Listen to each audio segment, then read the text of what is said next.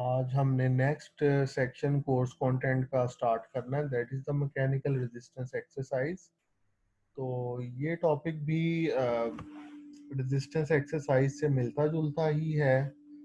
और आपको पता है कि रेजिस्टेंस एक्सरसाइज का मकसद है स्ट्रेंथ बिल्ड करना।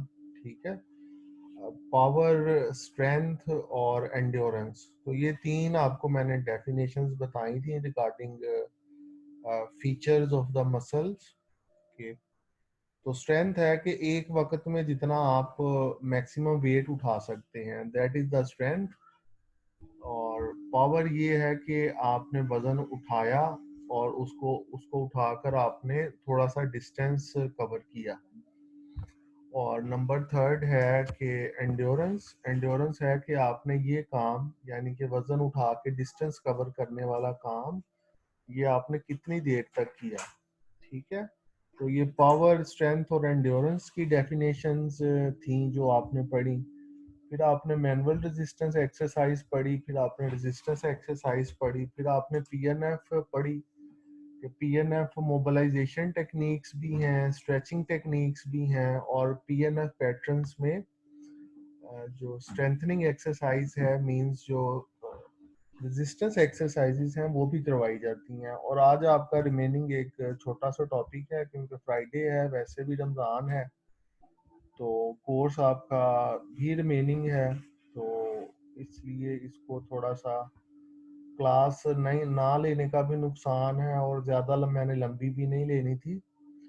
तो जब हमारा कोर्स कवर हो जाएगा तो ईद के फौरन बाद हम एक टेस्ट रखेंगे, और फिर हम देखेंगे जो भी HEC की तरफ से नोटिस आता है आपके आने का, तो एक हम वाइवा रख लेंगे। तो इस तरह आपके 4 टेस्ट पूरे हो जाएंगे और 4 असाइनमेंट्स भी आपकी पूरी हैं। तो आपकी जो अवार्ड लिस्ट है वो फिर इस तरह पूरी हो जाएगी। तो ईद के फौरन बाद आप एक टेस्ट रख लेंगे, 10 MCQs का रखेंगे। ठीक है, तो ये जी आज का आपका लेक्चर है, that is the mechanical resistance exercise. तो सिंपल सी इसकी डेफिनेशन है कि जिसमें कोई इक्विपमेंट यूज हो रहा है, और इक्विपमेंट किसी भी टाइप का यूज हो सकता है। ठीक है, तो ये आपके हैं जी कोर्स कंटेंट्स। इसके ये 13 नंबर यूनिट है, and now we have I think 2 और 3 यूनिट्स रिमेनिंग। ठीक है, तो ये भी रिहैबिलिटेशन में यूज होती है आपकी जो मैकेनिकल एक्सरसाइज है, और कंडीशनिंग प्रोग्राम्स में भी यूज होती है। रिहैबिलिटेशन का मतलब है कि आफ्टर इंजरी इसने यूज होना है। ठीक है, और कंडीशनिंग का प्रोग्राम है कि ऑलरेडी फिट इंडिविजुअल में just to improve the power, endurance, stamina and overall capacity of the athlete, वो उसको करवाई जाती है, जैसे बॉडी बिल्डर्स करते हैं जिम्स में। ठीक है, तो आजकल आपको पता है जिम में वैसे ही पाबंदी लगी हुई है, and also if you do resistance exercise at home that is better. और फिर स्पेशल कंसिडरेशन है फॉर चिल्ड्रन एंड अडल्ट्स, ये नंबर सी पे है। सिलेक्टेड रेजिस्टेंस ट्रेनिंग प्रोग्राम है, ये मैंने आपको पहले भी बताया था, आज फिर मैं इसको रिपीट कर दूंगा। डी लॉम प्रोग्राम और ऑक्सफोर्ड प्रोग्राम, तो that will be included in D. And number E is again very easy, equipment for resistance training, इसमें जो डंबल्स वगैरह आते हैं और थोड़ी और चीज़ें हैं जो आजकल जो है एडवांस वर्ल्ड में यूज हो रही हैं, जो एविडेंस बेस्ड है। ठीक है, तो ये है जी मैकेनिकल रेजिस्टेंस की डेफिनेशन। इसका सिनोनिम्स क्या है, इसके पैरेलल वर्ड्स जो चलते हैं मैकेनिकल रेजिस्टेंस के, तो उसको आप सिंपल रेजिस्टेंस ट्रेनिंग भी कह सकते हैं, वेट ट्रेनिंग भी कह सकते हैं, या स्ट्रेंथ ट्रेनिंग भी कह सकते हैं। ठीक है, और इसको आप बॉडी बिल्डिंग की टर्म भी इसमें यूज कर सकते हैं, लेकिन बॉडी बिल्डिंग की टर्म जो है वो क्वैक के यूज की टर्म है, that is not a professional term. ठीक है, एडवांटेजेस क्या हैं जी मैकेनिकल रेजिस्टेंस एक्सरसाइज के, या ओवरऑल रेजिस्टेंस एक्सरसाइज के आप अगर एडवांटेजेस देखो तो वो क्योंकि इसमें आप वेट मेजर करते हो और weight is a quantitative measure, ठीक है, क्वांटिटी ऑफ वेट। आप अपना वेट मेजर करते हो, फिर आपने जो वेट उठाना होता है वो रेपिटेशन मैक्सिमम आप मालूम करके आप वो वेट उठाते हो, तो that is a quantitative property, ठीक है। और फिर आपको मसल स्ट्रेंथ का वैसे भी पता चल जाता है कि 4 आउट ऑफ 5 है या 5 आउट ऑफ 5 है, ठीक है। और जाहिर है कि इसमें चूंकि मशीन यूज हो रही है तो फटीग का कंपोनेंट भी कम होता है। और जो एक्सरसाइज लोड है वेट की सूरत में वो बहुत ज़्यादा अप्लाई किया जा सकता है, ठीक है। अगर मैनुअल थेरेपिस्ट जो है या थेरेपिस्ट अगर फॉर एग्जांपल मैक्सिमम 15 किलो का वेट अप्लाई कर सकता है, तो इक्विपमेंट 150 केजीज तक वेट अप्लाई कर सकता है, ठीक है। और क्वांटिटेटिव डॉक्यूमेंटेशन ही है इसका अगला है कि मेजरमेंट या इंक्रीज करना है, आप किलो 2 किलो 3 किलो से आप इंक्रीज कर सकते हैं, और क्वांटिटेटिव वे में ही आप उसकी जो इम्प्रूवमेंट है उसको डॉक्यूमेंट कर सकते हैं। और इसका एडवांटेज है कि आप जिम में जाते हो तो आपको पता चलता है कि there are variety of equipment and variety of training programme present that can be guided to you by the gym instructor। तो आप अपनी मर्जी का प्रोग्राम इसमें चूज कर सकते हो क्योंकि इसमें आपको वाइड वैरायटी मिलेगी, ठीक है। अगर आप रेजिस्टेंस प्रोग्राम में नंबर ऑफ रेपिटेशन इंक्रीज कर दोगे तो इससे आपकी एंड्योरेंस जो है वो इंक्रीज होगी, और इसमें एक और फायदा है कि आपकी रेंज ऑफ मोशन भी इंक्रीज होती है, क्योंकि रेजिस्टेंस प्रोग्राम में some time due to pathology patient becomes unable to do the range of motion exercise। जैसे फ्रोजन शोल्डर के पेशेंट को पुलीज वगैरह करवाई जाती हैं, तो उससे ना सिर्फ उसकी स्ट्रेंथ बिल्ड होती है बल्कि उसकी रेंज ऑफ मोशन भी इम्प्रूव होती है। और हाई वेलोसिटी रेजिस्टेंस ट्रेनिंग, ठीक है, हाई वेलोसिटी का मतलब है कि कोई थीरा बैंड है या कोई पुली का सिस्टम है, ठीक है, तो ये सेफ कंसीडर किया जाता है, जिसमें हाइड्रोलिक आ जाता है या न्यूमेटिक आ जाता है, ठीक है।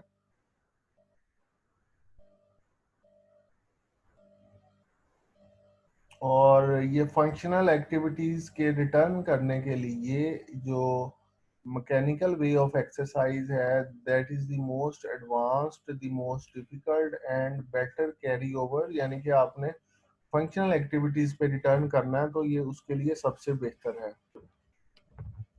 और इसका एडवांटेज है कि आप घर पे भी कर सकते हैं जिम का सामान लेके, ठीक है।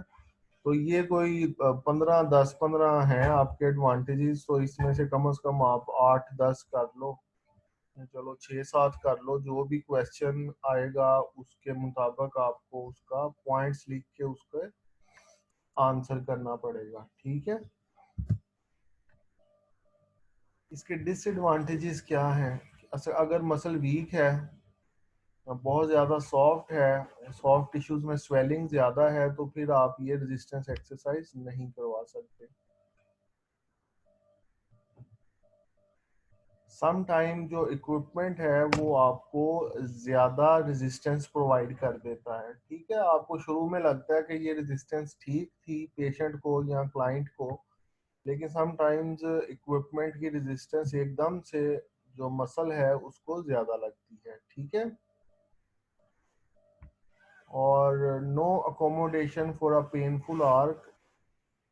अकोमोडेशन फॉर पेनफुल आर्क का मतलब है कि पेनफुल आर्क होती है, मसलन फॉर एग्जांपल 0 to 180 रेंज है शोल्डर की, तो उसमें एक रेंज ऐसी है कि जिसमें पेन आती है, लेट्स से 30 to 60 डिग्री की रेंज है उसमें पेन आएगी। तो अगर कोई ऐसा मैकेनिज्म हो, मैनुअली आप 30 to 60 रेंज में आप रेजिस्टेंस प्रोवाइड नहीं करेंगे, पेशेंट को फ्री कर देंगे। लेकिन ये मैकेनिकल रेजिस्टेंस एक्सरसाइज में ये डिसएडवांटेज है कि उसमें आपको कोई ऐसा मैकेनिज्म नहीं है कि पेनफुल आर्क ना आए, ठीक है। और थोड़ा सा एक्सपेंसिव है, लेकिन पाकिस्तान में तो ये बिल्कुल भी एक्सपेंसिव नहीं है। जो वेट्स हैं लोहे के जो मिलते हैं, ये केजीज के हिसाब से मिलते हैं। अगर आपको मार्केट की सेंस है, परचेज सेंस है, तो केजीज के हिसाब से वेट मिलते हैं और इनको खरीदा जा सकता है इजीली। जाहिर है जिम में जाने से ये एक सस्ता अल्टरनेटिव है कि आप मशीनों को खरीद लें, और ये सारी मशीन आपके जिम में भी हैं।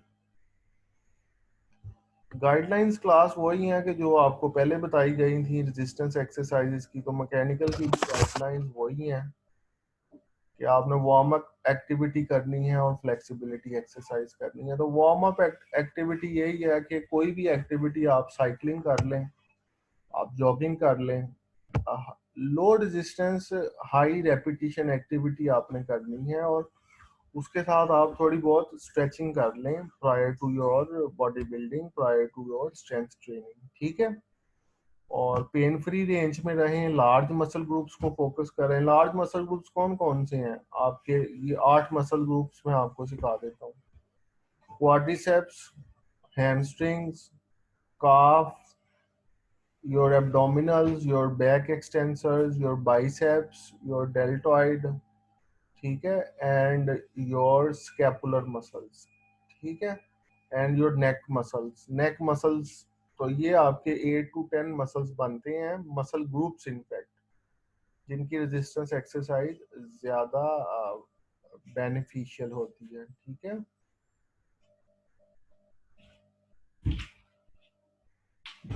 फ्लेक्शन डोमिनेंट एक्सरसाइज जो होती है उसको पुलिंग कहते हैं, और एक्सटेंशन डोमिनेंट को पुशिंग कहते हैं। जैसे दरवाजा आप पुल कर रहे हैं तो आपकी एल्बो पे फ्लेक्शन हो रही है, ये भी इसमें शामिल होती हैं। कंसेंटिंग एक्सेंट्रिक का कॉन्सेप्ट आपको पहले ही पता है।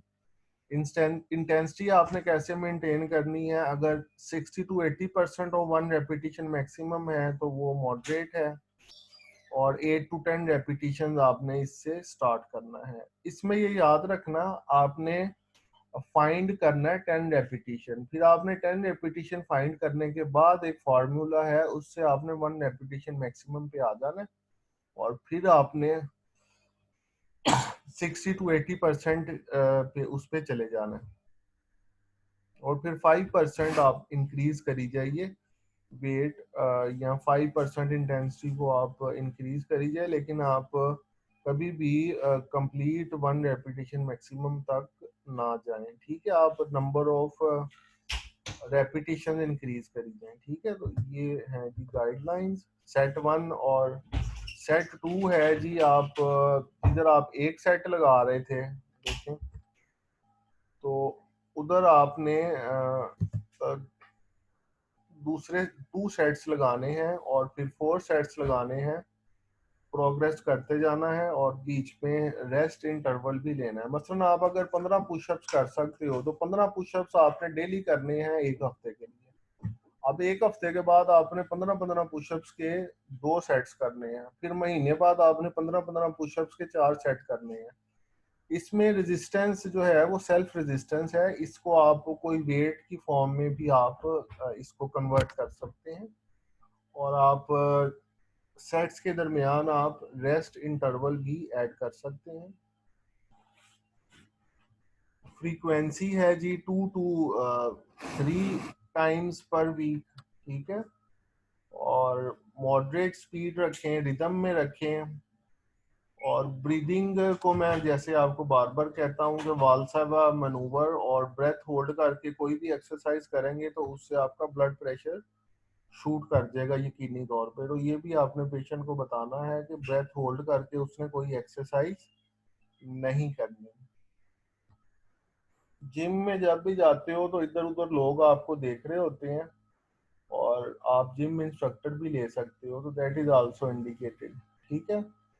और एक्सरसाइज करके एकदम से आपने पानी पी के तो बाहर नहीं चले जाना जिम से, या एक्सरसाइज करके एकदम से आपने दूसरी एक्टिविटी को स्विच ओवर नहीं कर लेना, बल्कि अपने आप को आपने प्रॉपर कूल डाउन करना है। कूल डाउन अगेन वही है कि आहिस्ता आहिस्ता आपने एक्सरसाइज के फेज से साइकोलॉजिकली और फिजिकली निकलना है, ठीक है। और थोड़ी देर उसी पोजीशन में आपने स्टे करना है और कोई एक्टिविटी नहीं करनी, सिर्फ आपने रिलैक्स करना है, ठीक है। तो वार्म अप और कूल डाउन ये जरूरी है इसमें, ठीक है। अच्छा, अब चिल्ड्रन चिल्ड्रन में जी पहले ये समझा जाता था कि चिल्ड्रन के लिए मैकेनिकल रेजिस्टेंस एक्सरसाइजेस नहीं ठीक, उनकी ग्रोथ को हैम्पर करती हैं और ज़्यादा स्ट्रेस डालती हैं। But with the passage of time researches have proved that resistance exercise is also good for children, ठीक है, provided the weight is not too much and the training is carefully designed by a professional therapist, ठीक है। जो Arnold है, जो body building का champion रहा है और फिल्म्स में बहुत ज़्यादा आया है, अगर आप उसकी भी बायोग्राफी पढ़ते हो या सुनते हो तो वो भी अपने बचपन से ही कर रहा है बॉडी बिल्डिंग, यानी कि प्री एडोलेसेंट स्टेज से, ठीक है। प्री एडोलेसेंट होती है 10 ईयर्स से कम एज से, तो 8-9 साल,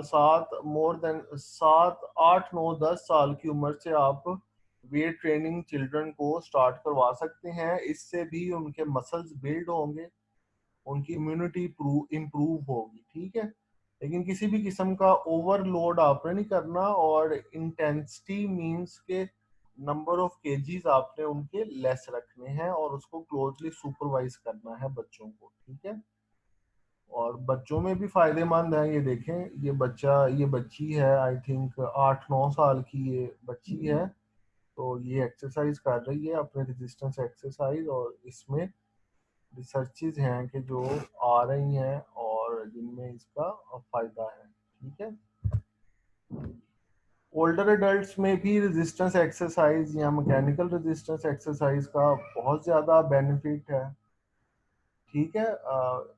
और क्या बेनिफिट है कि वो उससे उनकी एरोबिक कैपेसिटी बढ़ती है, फ्लेक्सिबिलिटी बढ़ती है, और उनके मसल्स जो हैं वो टोन में रहते हैं, उनकी इम्यूनिटी बढ़ती है। और ये जो लास्ट सेंटेंस है कि training induced muscle gain and muscle strength उनकी हो जाती है। तो सारे बेनिफिट्स जो आपने बच्चों में बड़ों में पढ़े हैं, वही बेनिफिट्स ओल्डर एडल्ट्स में भी हैं, लेकिन इसमें भी आपको केयरफुल कैलकुलेशन करनी पड़ती है, और रेपिटेशन मैक्सिमम का पॉइंट आपने जहन में रखना होता है, ठीक है। तो ये जी प्रोग्राम था, वही जो मैंने आपको पहले भी बताया था, ये मैं दोबारा रिपीट कर रहा हूँ। डिलोम रेजीम एंड ऑक्सफोर्ड रेजीम, इसमें से दोनों ही इफेक्टिव रेजीम्स हैं। कि 10 रेपिटेशन मैक्सिमम आपने फाइंड करना है, ठीक है। तो फर्स्ट स्टेप है कि 50% रेपिटेशन मैक्सिमम के 10 रेप्स करवाने हैं। फिर नंबर सेकंड में आपने 10 रेप्स करवाने हैं 75% पे, और फिर 10 रेप्स करवाने हैं 100% ऑफ 10 रेपिटेशन मैक्सिमम। ये 3 स्टेप्स में आपने रेजिस्टेंस एक्सरसाइज करवानी है, और फिर आपने इसको दोबारा फाइंड करना है आफ्टर 2 वीक्स, आफ्टर 1 मंथ, तो पेशेंट का 10 रेपिटेशन मैक्सिमम अगर इंक्रीज कर रहा है या नहीं कर रहा। अगर तो इंक्रीज कर रहा है तो फिर उसके अकॉर्डिंगली आप वेट भी इंक्रीज करेंगे। In most of the cases वो जो है वो इंक्रीज कर रहा होता है, ठीक है। तो ये इक्विपमेंट है। आप लोगों की कोई शायद बैकग्राउंड से आवाज आई है, तो मैं अभी बस लेक्चर खत्म हो रहा है, then I will come, I will answer your question, I will come towards you. तो ये इक्विपमेंट ये भी मैंने पहले बताया है। डंबल्स हैं, बैंड्स हैं, बारबेल्स हैं। बारबेल्स वही हैं कि जो बार होती है उसके साथ वेट अटैच होता है, और कैटल बेल्स हैं, और ट्रेनिंग सस्पेंशन ट्रेनर है, फिर केबल मशीन्स हैं। तो इनमें से बाज की तस्वीरें मैंने इसमें आपको दिखाई हैं। ये बारबेल है लेफ्ट, टॉप लेफ्ट पे। ये राइट पे ट्रेनिंग सस्पेंशन है, ठीक है। और इधर है, ये this one is the kettle bell, ठीक है, तो ये आपका आज का लेक्चर है। अगर ये मैं स्टॉप शेयर करके now I am live with you to answer any questions. ठीक है जी। जी, और सिंपल सा आज का लेक्चर है, तो अगर आपके कोई क्वेश्चंस हैं तो आप आस्क कर सकते हैं, otherwise we can end the meeting.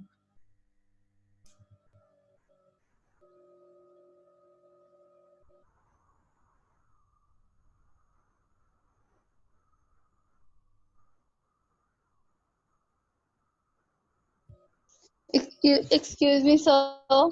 जी जी। सर ये सिलेबस कब खत्म होना हमारा लेक्चर का?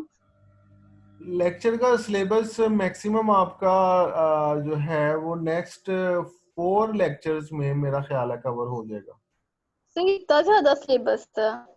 जी, अगर आप कहती हैं तो मैं स्क्रीन शेयर करके आपको दिखा देता हूँ। चलिए। हाँ, ये आपको मैं दिखा देता हूँ, एक सेकंड आप ऑनलाइन ही रहें। अब सिलेबस आपका ज़्यादा आपको फील हो रहा है, तो चूंकि मेरी कोशिश थी कि मैं आपको ऑन कैंपस सिलेबस कवर करवाता, लेकिन अनफॉर्चुनेटली वो आया नहीं। तो ये आपको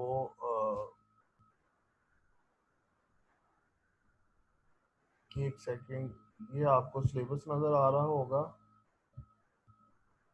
जी। सर अभी नहीं आ रहा। ये अब आया, मेरा ख्याल है आ गया ना। जी। हाँ, तो ये है जी आपका सिलेबस। ये हमने मैकेनिकल रेजिस्टेंस एक्सरसाइज पढ़ लिया है, ठीक है, और 14-15 रह गए हैं दो। ठीक है, तो इनको हम 2 लेक्चर्स में भी कवर कर सकते हैं कि अगर हम बड़ी स्पीड से जाएं। लेकिन मैं यस चूंकि सर। हाँ, अब थोड़ा टाइम बचा हुआ है हमारे पास, तो मैं इनको 3 से 4 लेक्चर्स में कवर करूंगा। और जो ओके। हाँ, जो स्टूडेंट्स रह गए हैं प्रेजेंटेशंस वाले, उनको मैं प्रेजेंटेशंस भी देनी है, और अभी 2 टेस्ट भी आपके रहते हैं। ठीक है, तो वो टेस्ट भी मैं आपके ऑनलाइन ले लूंगा। और अब वैसे अभी क्लास अभी 9 दिन है ईद को, तो अगर आप कहती हो तो एक टेस्ट ईद से पहले लिया जा सकता है। नो सर, ईद के आदि बाद ही सही है। चलो फिर, है वो नहीं सुफियान सर, कह ईद रहा के ले। बाद। नहीं सर, ईद के बाद ही ठीक है। बाद में सर हमने चलें ठीक है, आप ईद के बाद दे दीजिएगा।